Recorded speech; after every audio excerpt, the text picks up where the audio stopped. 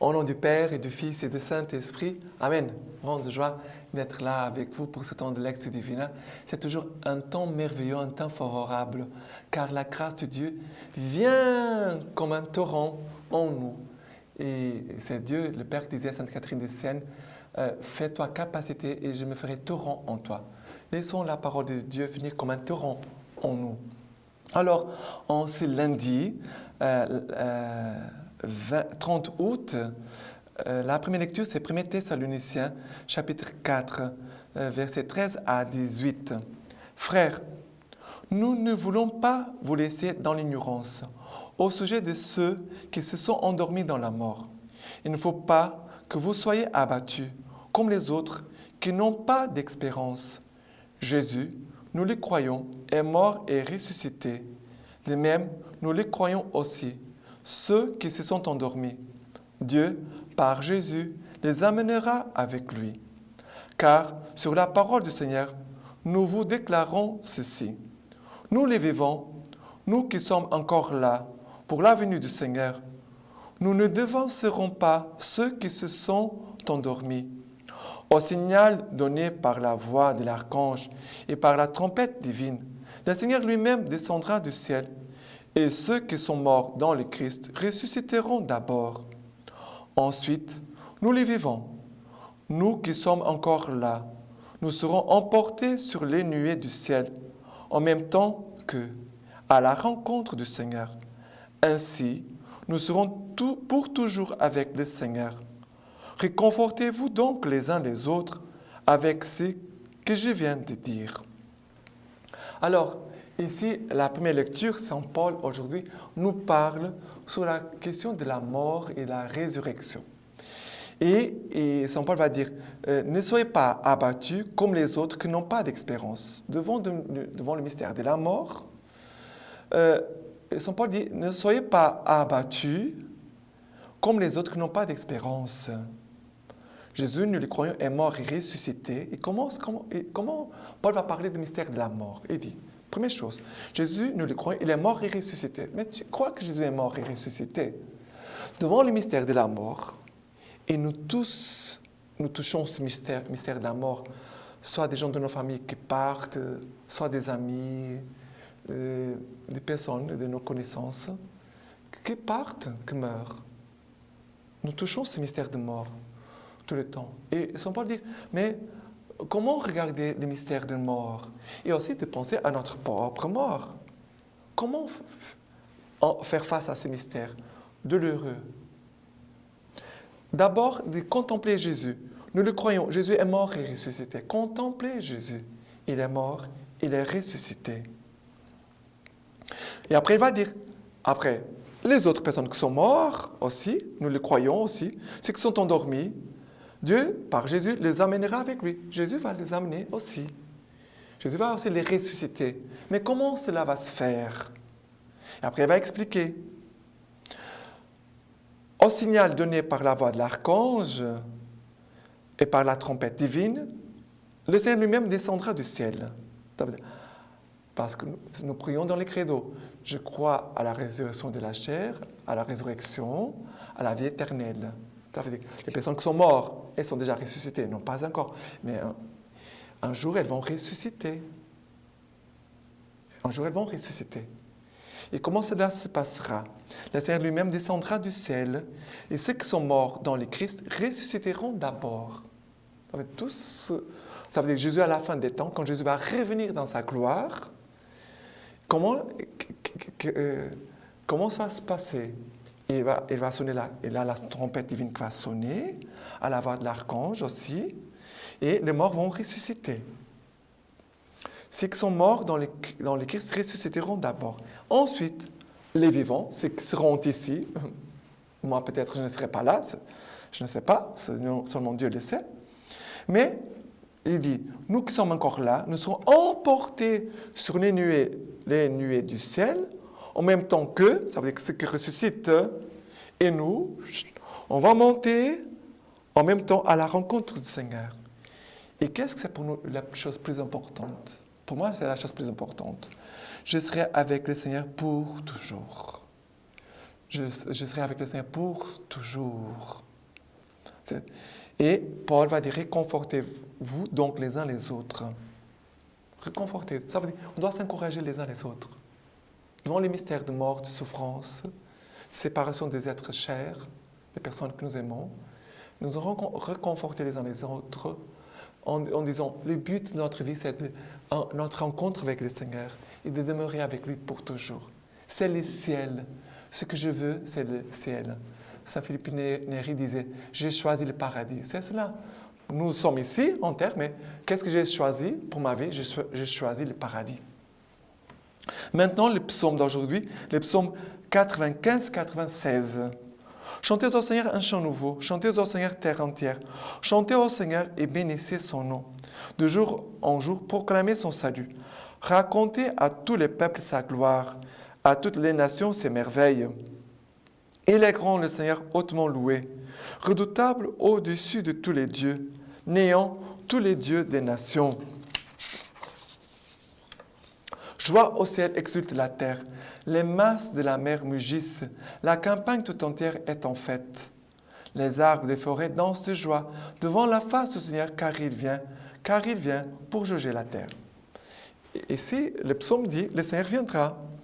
Le Seigneur viendra un jour pour juger la terre. Mais je n'ai pas peur du jour du retour du Seigneur, moi. Je n'ai pas peur.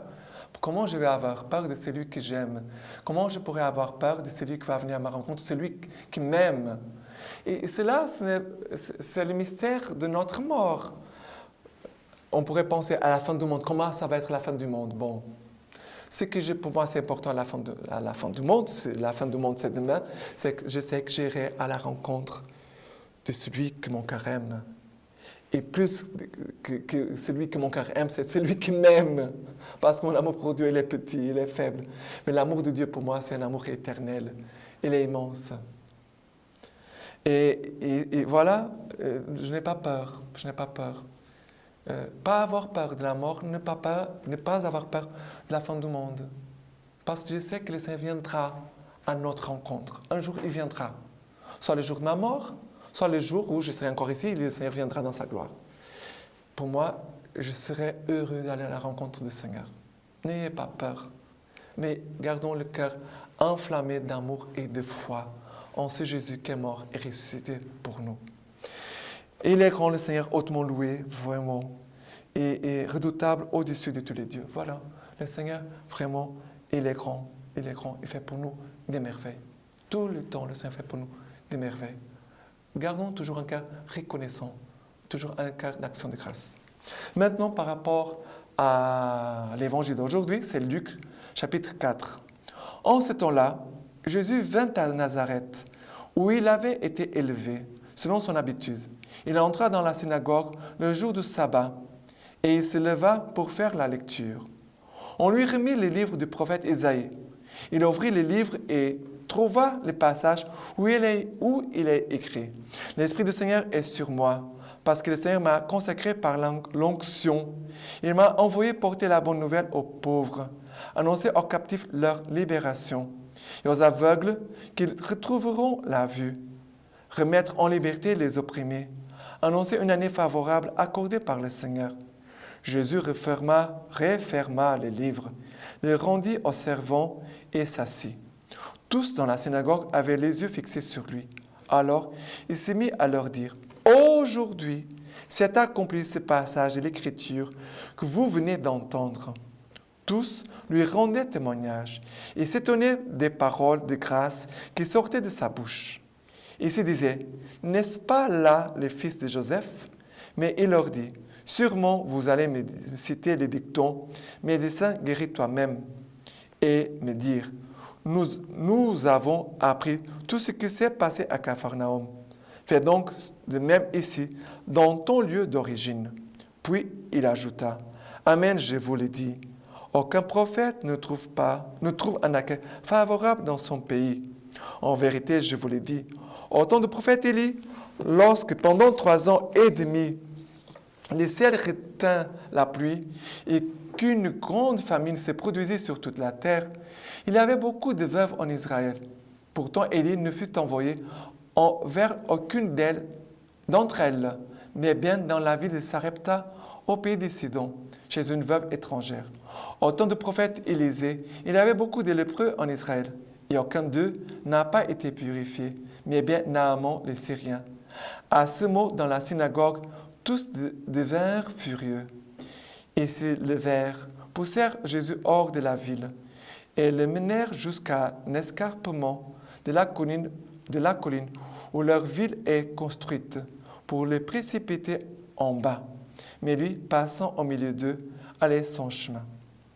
Alors, cet évangile nous parle de Jésus qui va dans sa ville d'origine, dans son pays, et c'était un jour de sabbat, et il va lire le prophète Isaïe. L'Esprit du Seigneur est sur moi, parce que le Seigneur m'a consacré par l'onction, m'a envoyé porter la bonne nouvelle aux pauvres, annoncer aux captifs leur libération et aux aveugles qui retrouveront la vue, remettre en liberté les opprimés, annoncer une année favorable accordée par le Seigneur. Ici, c'est déjà le programme, tous les programmes de la vie, de la mission de Jésus-Christ. Mais le Seigneur, regardez, veut nous donner la même grâce pour nous. Jésus veut communiquer ce qu'il est à chacun de nous. Nous, les chrétiens, nous sommes un autre Christ. Nous sommes membres du corps du Christ. Et que Jésus nous a incorporés dans l'Église, dans son corps mystique, pour que nous puissions continuer à faire ce que Jésus a commencé sur cette terre. Et l'Esprit Saint est sur nous. Nous avons reçu de l'onction de l'Esprit Saint le jour de notre baptême, le jour de notre confirmation, le jour de notre infusion de l'Esprit Saint, et plusieurs moments de notre vie où le Seigneur nous communique son Esprit Saint. À chaque Eucharistie, le Seigneur nous communique son Esprit Saint. Pourquoi?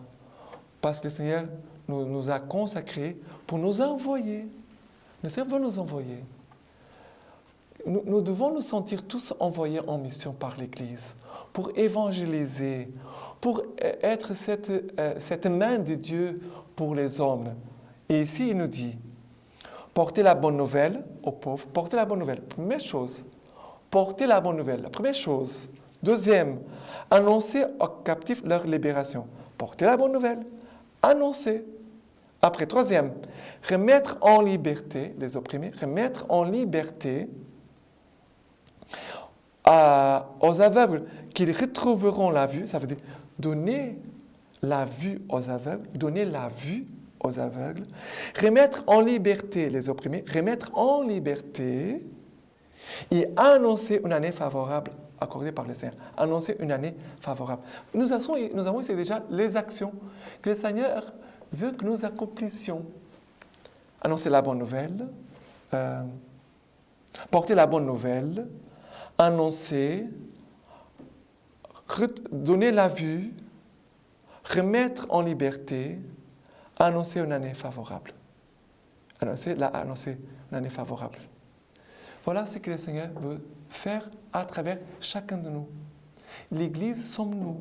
Et nous sommes au service de l'Église, au service de l'Évangile, au service vraiment du Seigneur. Mais laissons l'Esprit Saint servir de nous. Disons chacun de nous, Esprit Saint, je te laisse libre, agis en moi, sers-toi de moi pour pouvoir être cet instrument du Seigneur pour la vie de beaucoup de personnes. Soyons dociles à l'Esprit Saint. Laissons l'Esprit Saint libre d'agir en nous. D'accord? Mais ici, on voit aussi que beaucoup de personnes n'ont pas compris Jésus-Christ. Alors, ne sois pas triste si toutes les personnes ne vont pas t'accueillir, ne vont pas te comprendre.